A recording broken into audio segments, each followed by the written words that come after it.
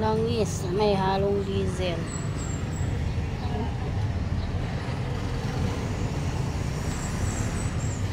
Hindi siya malapot. Kasi may halo siyang diesel. Oh. Kung langis lang yan, malapot yan. Ay hindi ito, tumitinang Pag langis yan, maitim. Maitim yung dahon. So, tumitinang. May halong diesel.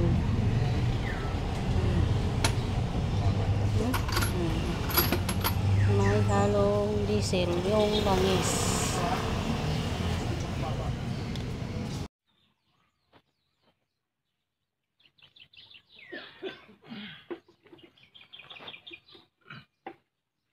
Grabe.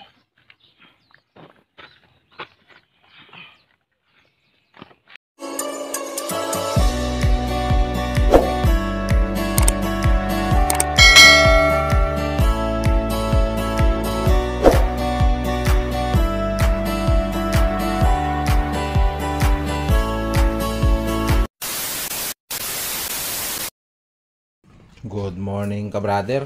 Kumusta kayong lahat? Salamat kay Lord at muli tayong ginising sa umagang ito. Dito tayo sa bahay. Hindi muna tayo aalis at mayroon tayong bisita. Mini dam 4HL1. Matok, mausok, kulay puti.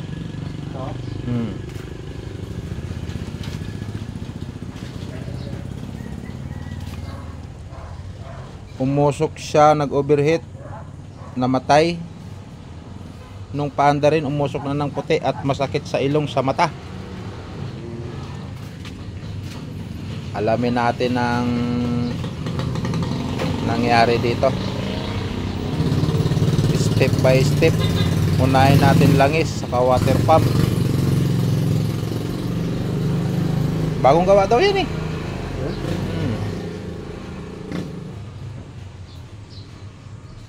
Bagong gawa ba? Ano gagano?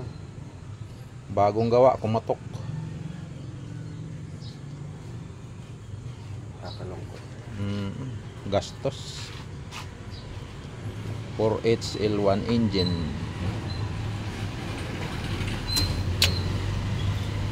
Meron tayong makakukuha ng ano yun Nang?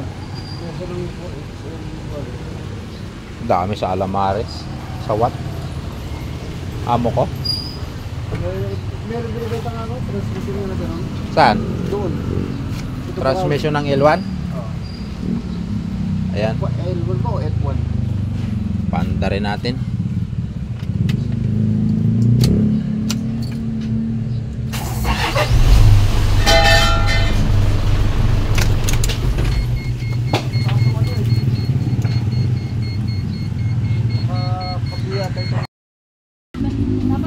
Paanda rin natin ka-brother. Ayon sa driver, nagdala dito sa atin, nag-overheat ito sa daan, tapos namatay. Nung nakapahinga yung makina, pinandar uli, umusok na ng puti at wala nang hatak. Meron pang time na lumalagapak na siya minsan. Ating hahanapin. Paandarin muna natin.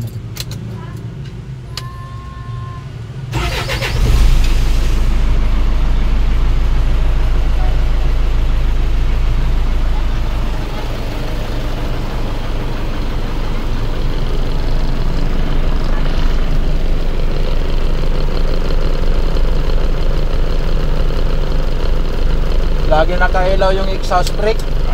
Walang switch ka-brother.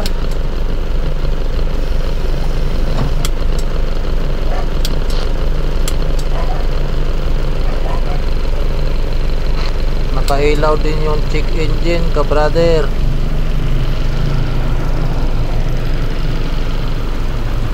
Yung exhaust brake niya, walang switch dito yan, no? Ayaw gumana. Dapat nag-o-off.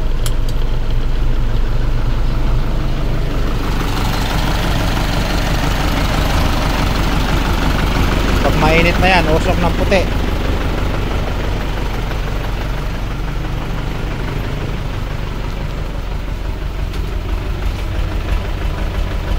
Yan, wala pang usok. Pag yan naglagapak, pag yung parang tunog lata, ayan na, mausok na, kulay puti. Subukan natin painit-initin.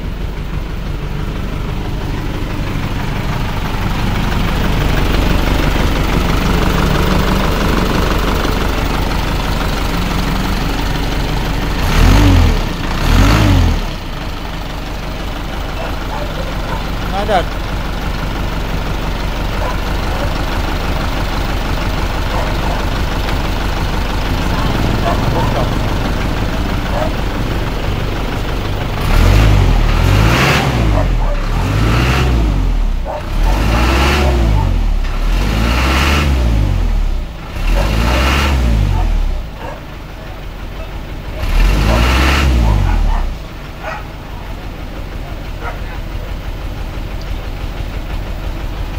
Hindi naman, wala naman.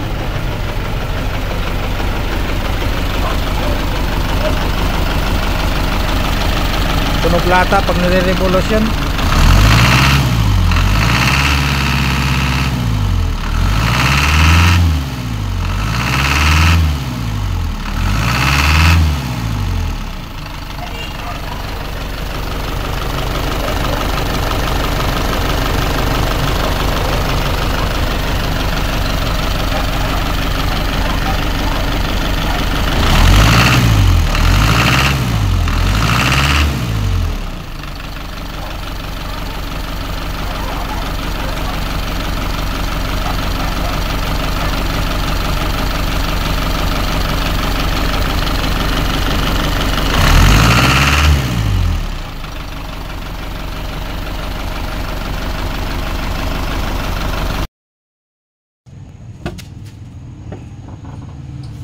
Yung nag-overall nito ka brother, hindi binalik yung dalawang gis na bolt dito na flower. Kulang, baka ito may kulang din sa loob. Titingnan natin. Sabi na. Habang nagbabaklas ka.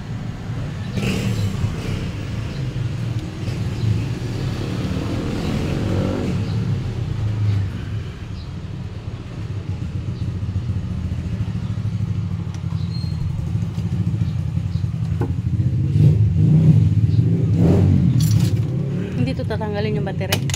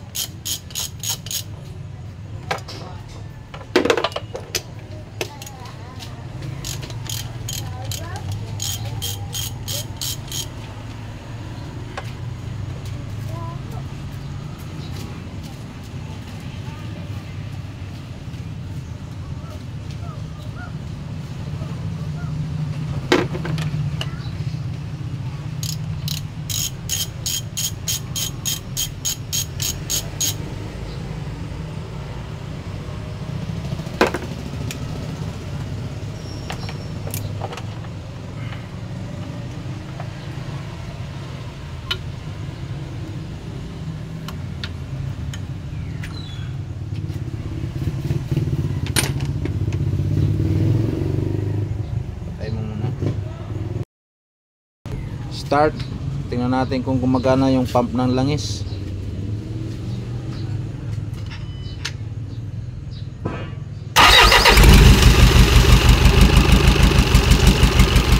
Up, patay. Gumagana. Gumagana naman yung langis. Check natin water pump. Water pump naman i-check natin. Ano, kulay putik water pump mo. Ay tubig ng radiator. putik.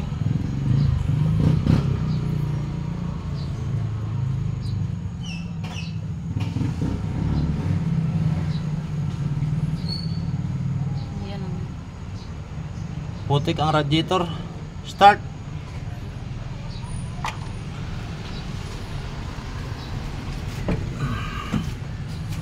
Ayan ka brother, oh. Kulay putik yung tubig. Oh, water pump.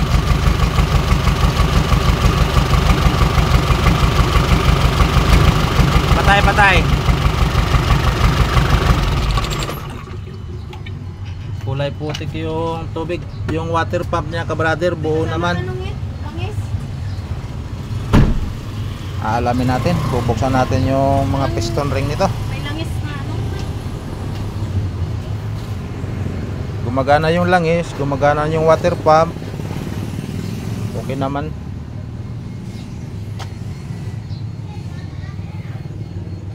Papagawa yung radiator.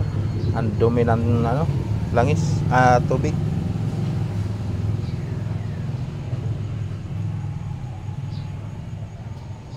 Kulay putik.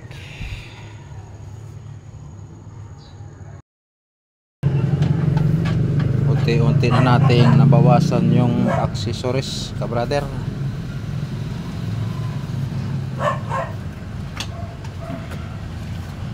Tingnan natin tong aircon. Yung aircon niya, yung 2 volt na yon,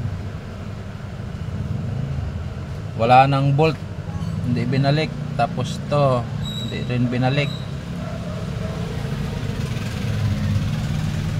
Ang gumagana lang na bolt tong 2 ibabaw. Yung cylinder head, may kulang din na bolt dito. Yung 2 G's na flower nawawala, di rin kinabit. Alamin pa natin ang loob nito, baka may mga kulang.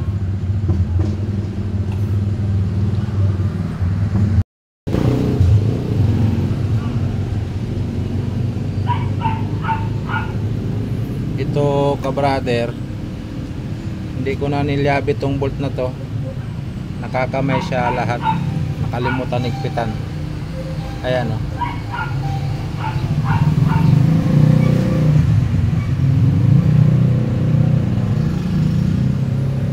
Yung sa ano ng mga wire bracket.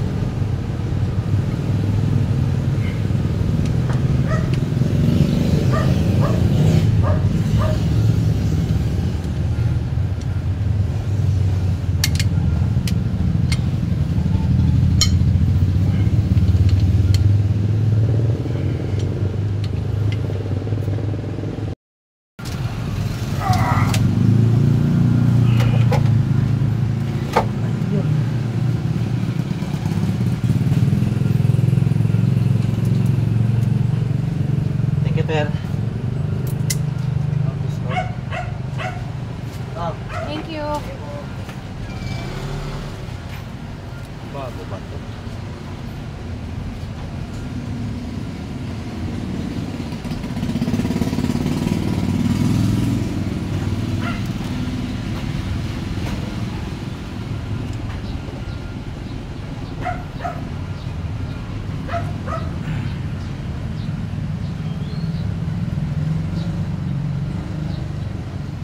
Basa yung number 3.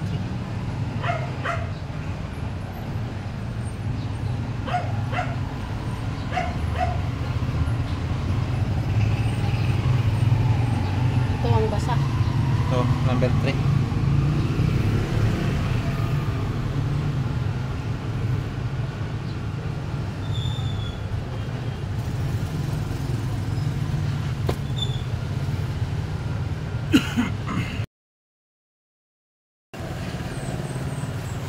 Ni-drain natin yung langis ka-brother ng makina. Ngayon may nakasahod pa sa ilalim. At ang na-drain natin napakarami, halos 20 liters. Ayan o, puno yung balde na 20 liters o. May halong ano. Ang labnaw ng langis may halong diesel. Isang balde o, tingnan mo yung langis niya o. Isang balde na, 20 liters na. Mayroon pang sahod sa ilalim. Nagalo ang diesel sa langis. Sa return, walang mga washer na tanso yung return. Yung nandito humalo. Grabe naman langis yan. Sang balde. Ito, may sinasahod pa tayo sa ilalim.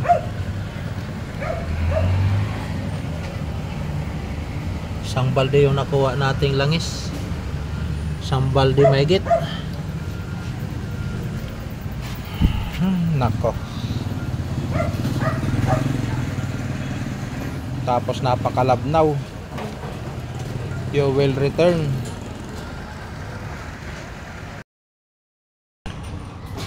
Langis. May halong diesel.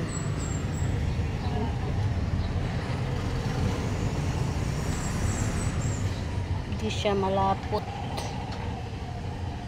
Kasi may halo siyang diesel. Oh. Kung langis lang yan, malapot yan. Ay hindi ito tumitinang oh. Pag langis yan, maitim. Oh. Maitim yung dahon oh. So mano, tumitinang oh. May halong diesel.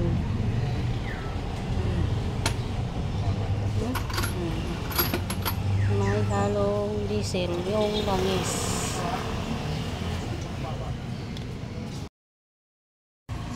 Good morning ka-brother. Ito na yung pangalawang araw natin dito sa 4HL1.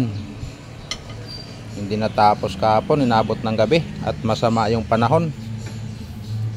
Ayan, kakandalukot na naman yung ating isa dito sa ilalim.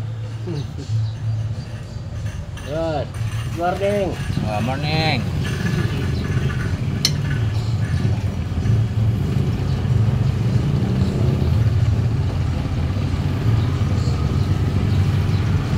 Ano yan, flower?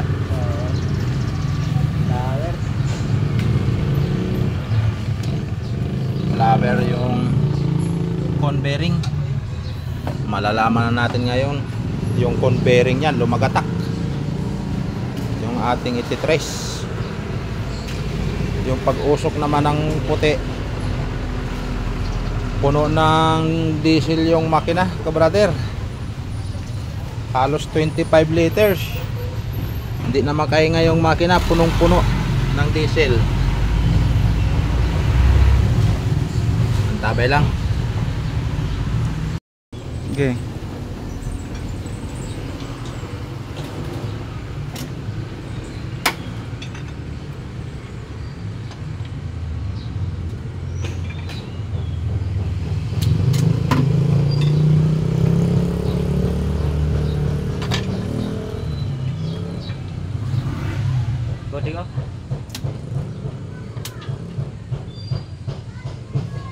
Walang liner.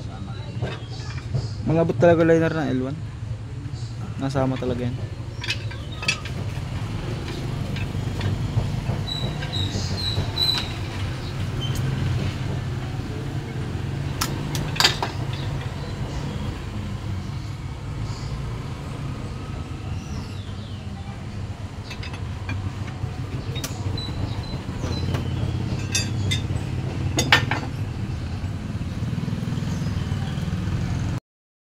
May ano yan?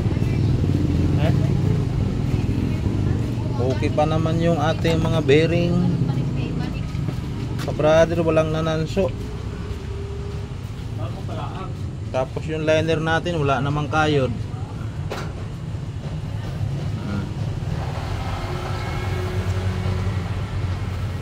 Nilinisin lang natin. Napuno lang to ng ano, yung makina. Napuno ng diesel. Kaya nag-usok. Nag-overheat. Puno. Pati sa breather nagsuruka. Pero ito, nakalas na rin lang. Palitan na natin ng mga piston rings sa cone bearing.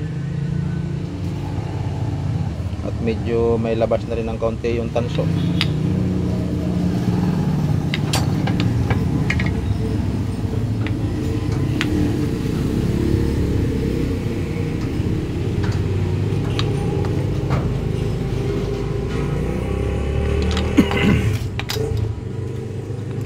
Ayan, may kayod ang number 4.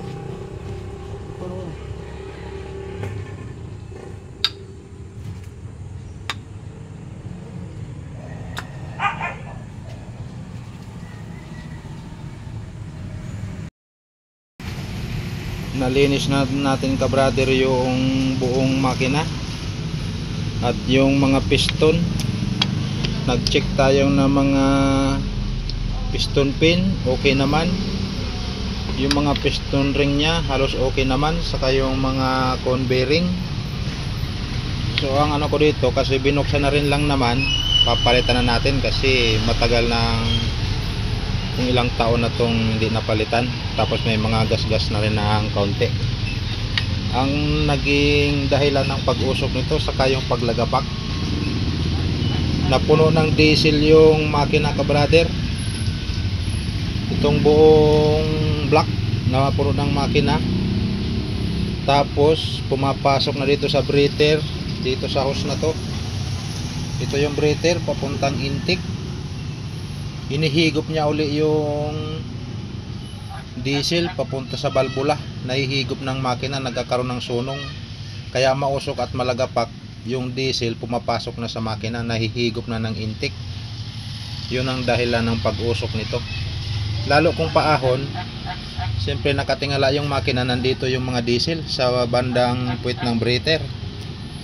Nahihigop uli ng makina, kaya umusok ng maputi. Hindi niya na masunog. Nahihigop ng makina yung diesel niya.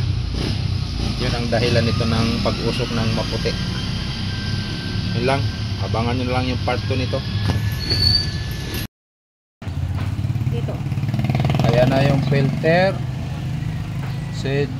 head gasket, piston ring, cone bearing,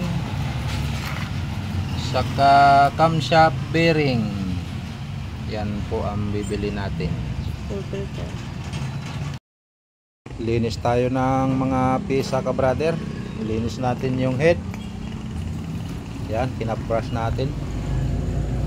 At bibili muna tayo ng mga kailangan nito. Bali, pa part 1 muna natin to at hahaba yung ating video. Puro linis lang muna hanggat wala pa yung pisa. Ayan, nakauyag lahat. Hanggang dito na lang muna kabrader. Abangan nyo na lang yung part 2 nito. Pa part 1 muna natin. Pag assemble, abangan nyo na lang. Hanggang dito na lang muna. Maraming salamat muli mga viewers, subscriber at mga silent viewers. Thank you sa laging suporta at panonood sa aming channel. Thank you.